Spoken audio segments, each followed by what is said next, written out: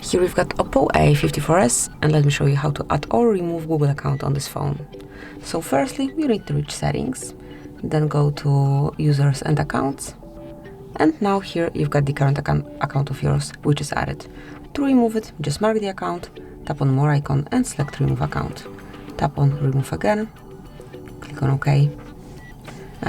Add your fingerprint to verify it's you, or provide the password or whatever you have on your screen lock, and that's it. As you can see, it has been done.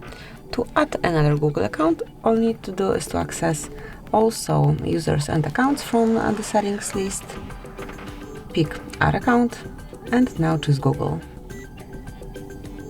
Obviously, you need to have the connection with network, otherwise you will not be able to log in with your account.